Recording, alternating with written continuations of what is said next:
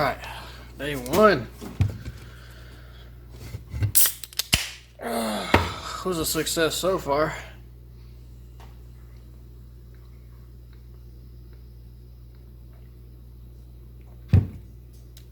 Ooh, yeah. Got most of the wiring harness.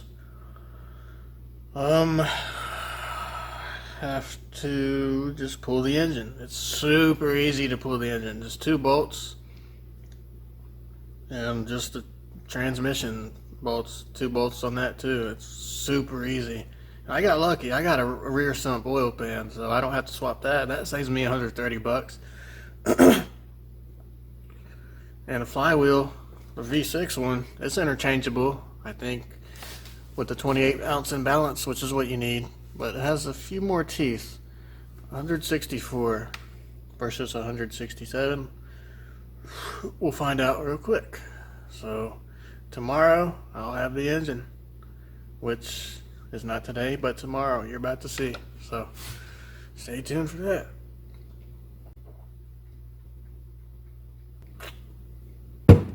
Yeah. Found my donor.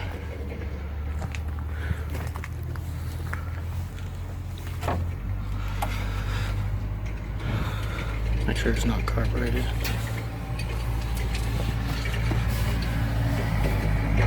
Yes, sir. 5.8 EFI. Yeah, buddy. Fully assembled too. That's beautiful. Yep.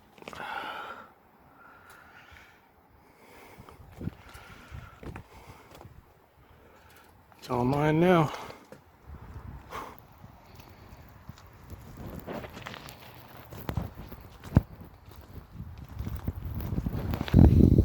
Look what I got. Oh, this hard seltzer 4 logo. They got a new one out, Black Cherry. Interesting. I'm always up for new beers and wines. But that's not what I'm here for. Look what I got. Is that upside down? I think it's upside down. 5.8 engine swap. Yeah, buddy, you know what time it is. I told you I was going to do it, but no one believed me. Don't know why, but... And you thought my old car was fast. Yeah, right. Just wait till I grenade some engines. I'm going to grenade an... I mean, not an engine. I'm going to grenade a transmission. T5 transmission, only rated to 300 foot-pounds of torque. You know I can't stop there. Only reason it didn't grenade earlier is because street tires. So, hopefully I get it on camera. I know you guys want to see a grenaded transmission. I pull it apart and shrapnel's all inside of it, maybe all over the ground. And then I'll have to get out of there real quick because I don't want police to be called. I don't want my car towed. And I just don't like the outcome sometimes, you know? Even though some cops are cool. Anyways, let's put this on the engine stand. P.S. If you ever find one of these impact wrenches, don't buy it. This one was rated to 450 foot-pounds. It couldn't do anything. Couldn't even remove a lug nut. So I ended up using my hands and just brute force. There's no way I bench 450 pounds. And I was stronger than this thing. And they cost $200 for the whole kit. So yeah, don't buy it. Not worth it.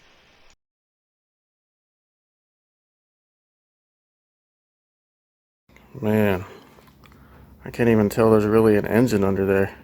Looks so messy. I need to clean that up.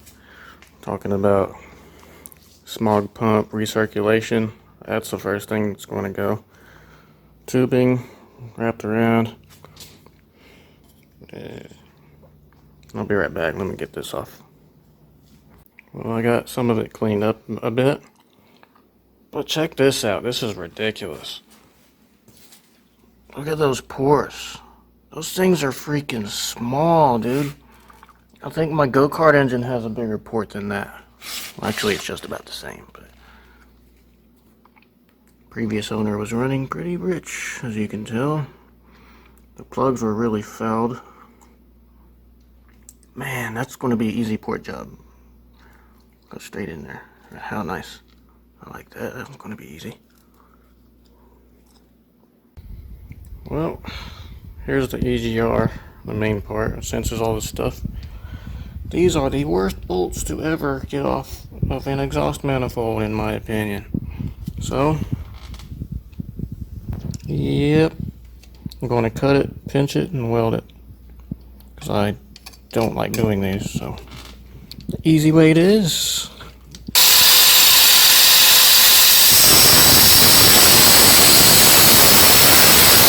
Alright.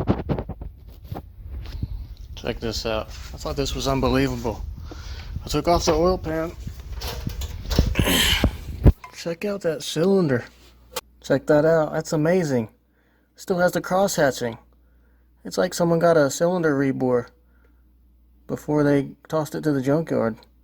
That's amazing. I got really lucky so far in this engine. Good compression. Only bad thing was the spark plugs were found. I wonder if this is a stroker. You see how close that is to the crank? Makes you wonder if it's even touching it. Huh. Ugh, more EGR stuff. Well, you know what time it is.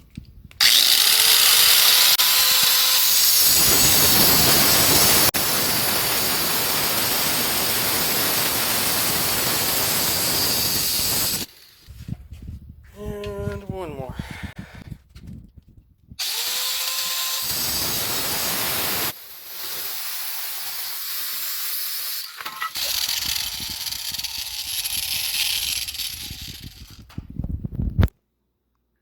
Freaking awesome.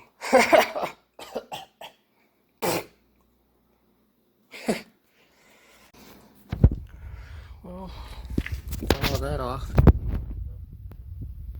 Supposedly, it will set off a code, but once I get the tuning tip again, I'll tune it out and mess with the timing a bit so it doesn't ping or anything crazy.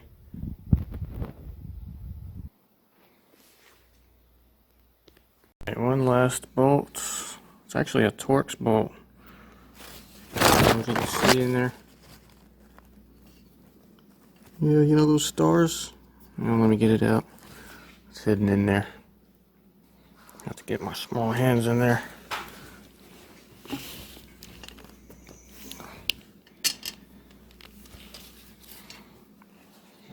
This thing. Had to take apart this two-piece and put tape around it so it wouldn't slide out and slip.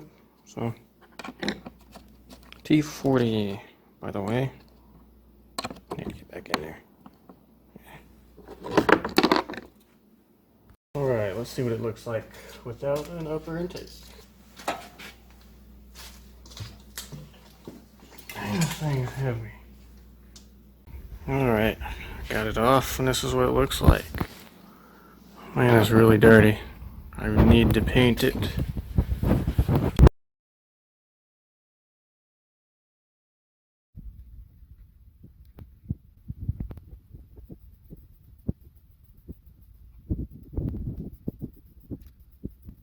You want to see a neat tip?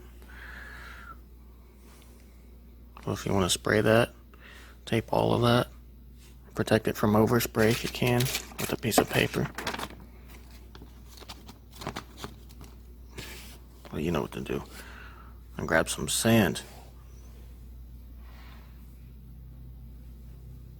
Just because you don't want to stay here forever trying to tape in between that. Just wipe it off. You see what I mean? Just like that, it's protected from overspray, and I don't have to fiddle with that for an hour. So, be right back. Alright, time to peel this off.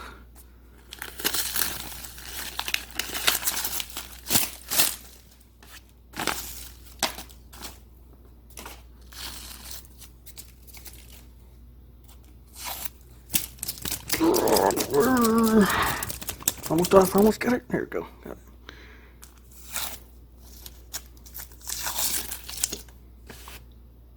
Now for the air hose. Final unveiling.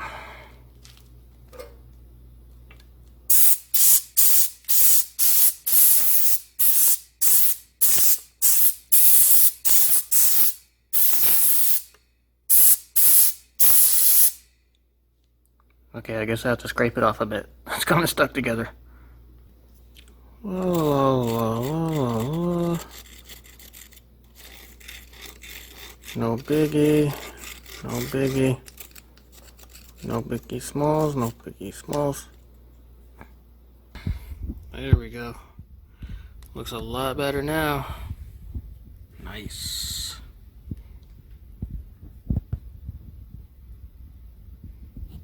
I don't like how it says Ford. It doesn't say Ford, it says Ford.